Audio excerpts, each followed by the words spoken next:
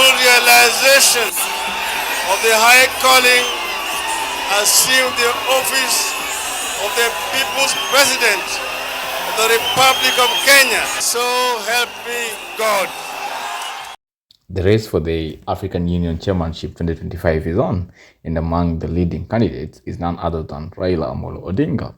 This is a name that resonates deeply across Kenya and beyond, majorly for his legacy for advocating for democracy and economic independence in Africa. Raila, who is the former AU High Representative for Infrastructure and Development back in 2018 2023, and also was the Prime Minister for Kenya from 2008 to 2013, stands as a strong candidate for this role.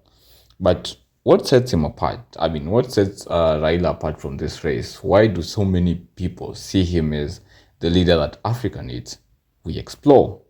Welcome back to another episode of Africa is Marwa.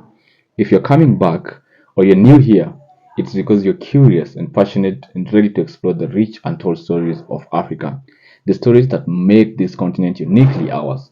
Africa is Marwa isn't just a channel, it's a movement, a journey through the heart of Africa. Marwa, from my local community, means ours, because this is Africa. Its success, challenges, and dreams belongs to us. So if you are ready to journey through Africa, don't forget to hit that subscribe button, like, and join the conversation in the comment section. Let us uncover the stories together because Africa is Marwa. You now believe Africa is ours. Raila Odinga is no stranger to the struggle for democracy.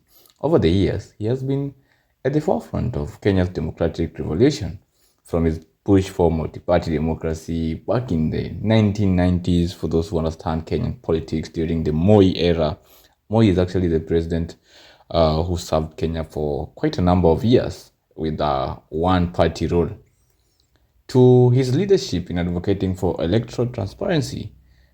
You know how many times Raila has been vying to be elected as the president of Kenya, and most of the time he has been failing, but he has been accusing the electoral commission for not running a fair election. He has dedicated his life to ensuring that the voices of people is respected in Kenya, and he has done this for more than 30 years.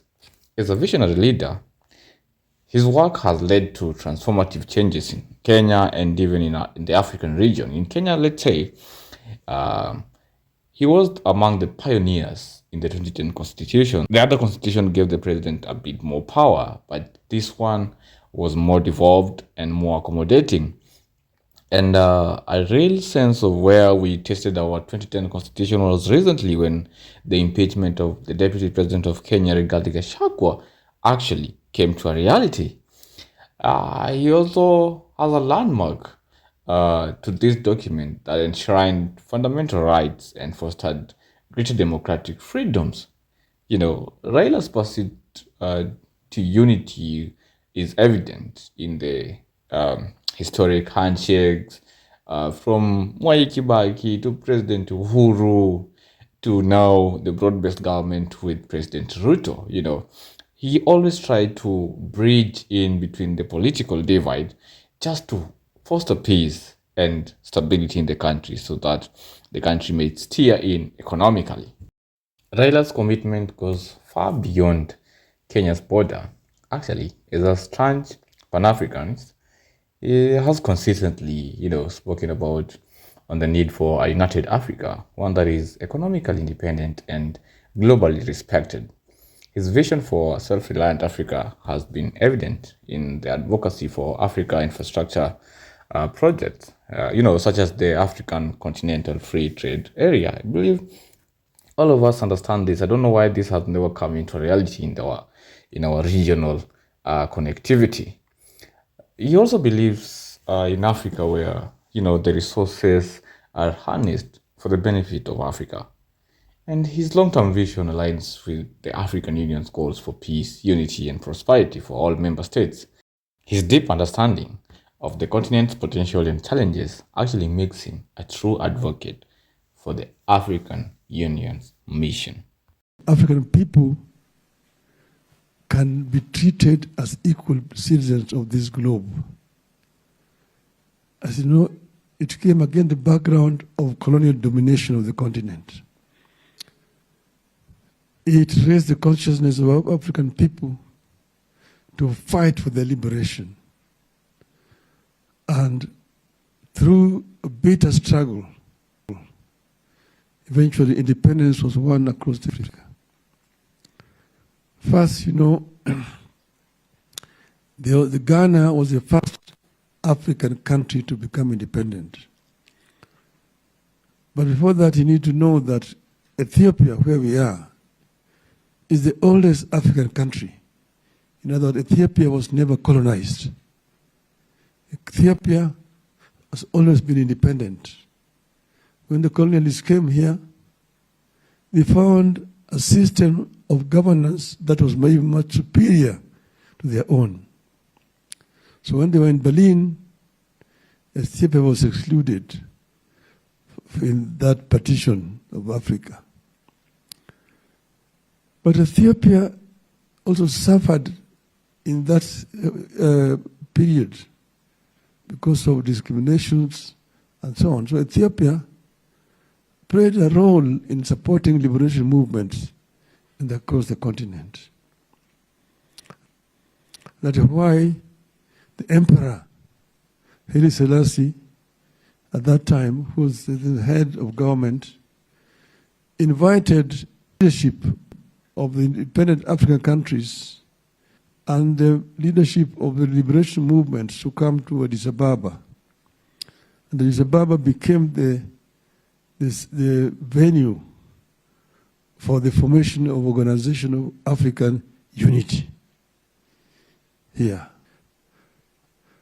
And 2 weeks ago, to celebrate the opening of a refurbished the African. Then the founders of African Unity who were here. There were several heads of state from the country, the countries in the continent which were independent. There were several heads of state from the country, the Kwame Nkrumah. Kwame Nkrumah is the one who had convened the first meeting of African leaders in Accra. Kwame Nkrumah. Kwame Nkrumah is the one who had convened the first meeting of African leaders in Accra, Ghana, in 1958. It was here.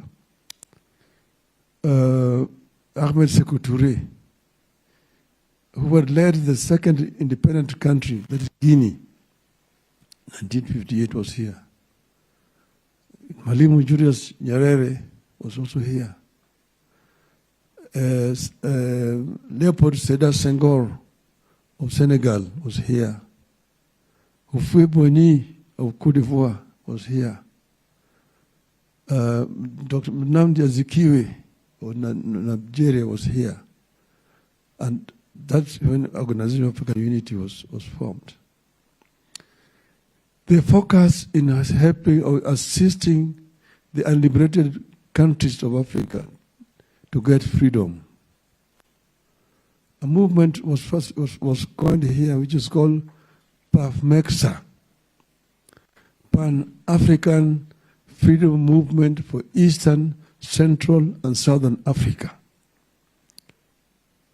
And they went further because in South Africa, the whites were saying that South Africa was already independent. But then it came up what was called the NIBMA, No Independence for Majority Rule. So Dar es Salaam became the headquarters of liberation of Africa. Mwalimu Nyerere gave facilities and financial support to this liberation movement. And the OAU itself here was basically mobilizing the world for the liberation of Africa. Eventually, with the fall of apartheid regime in South Africa in 1994, the rest of the continent was now liberated.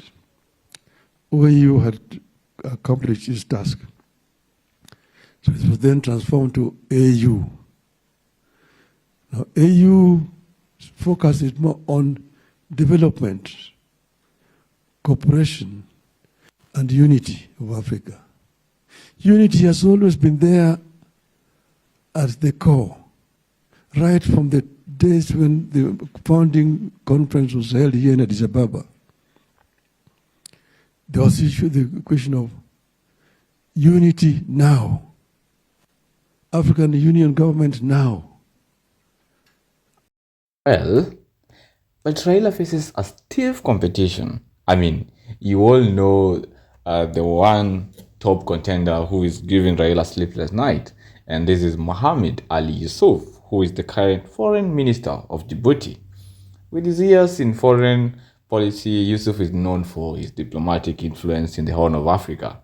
There are also strong bids from other regional leaders, which is bringing their own vision to the table. But Youssouf has been so outstanding, and I think so many Kenyans, since Raila had that handshake with President Ruto after the Gen Z movement, has been supporting Ali Youssouf, ironically. But I know this is due to purely emotions, but many of Kenyans still are behind Honorable Raila Odinga. I mean, even with that stiff competition, Raila still stands out. I mean, unlike many of his counterparts, he has not only excelled in high-level diplomacy, but also in grassroots movement, bridging the gap between, African governments and African people. Raila is known to be one of the most resilient people we have in Kenya, and his resilience and his people-centered approach makes him a very, very relatable leader, one who understands the needs and aspirations of everyday Africa. If elected, Raila plans to build on the African Union's Agenda 2063, emphasizing on the economic empowerment, sustainable growth, and regional security. I mean, all of us should look at the agenda that we have for the Africa Union 2063. He is well aware that the challenges are vast, but he truly believes in Africa, that Africa can rise, that Africa can come up to the occasion through a collective action. As we look towards 2025, Raila emerges as one leader who will really, really steer the African Union toward an era of a renewed purpose and integrity. With his commitment to democracy, as I said before, and his vision for unity and dedication towards Africa, he stands out. He totally stands out as the candidate who will truly embody the spirit of a united Africa. This is not an endorsement for Raila's chairmanship, but I truly, truly wish that the candidate who is going to win the election come 2025 is going to make Africa great again. Tell me in the comment section, what do you think?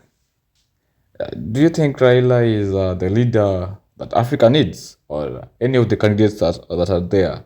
Are they the candidate that Africa needs? Please join in the conversation in the comment section. Thank you very much for tuning in until the last minutes of this video. I really, really appreciate your concern. We started Africa is Marwa just some few weeks ago, and we are picking up so well. And who else will I appreciate if not you? Thank you for always keeping it my diaries. Thank you for always sharing my video. Thank you for always coming back to watch our videos. Don't forget to like this video. Don't forget to subscribe if you haven't. If you're coming for the first time, welcome to Africa is Marwa. Africa is truly ours. Feel at home. I will see you on the next video. Also tell me in the comment section if you have any ideas of the video that you want me to do. Where do you want me to explore in Africa? Do you want me to go to the west, to the east, to the north, or to the south? I'll really appreciate your comment. That was my time. My diaries comes to an end. See you in the next video. Bye. The non-tariff barriers that we put against each other will not be able to benefit from the potential that we have as a continent of Africa. You are here as representatives of your countries. you need to ensure that your presence here benefits your people. So Addis Ababa should not just be a place where people come every year, jets inside, and go and talk, and resolutions are passed. After that, 80% of those resolutions are not implemented. That's where we want to find a solution, so that rhetoric and actions are brought together.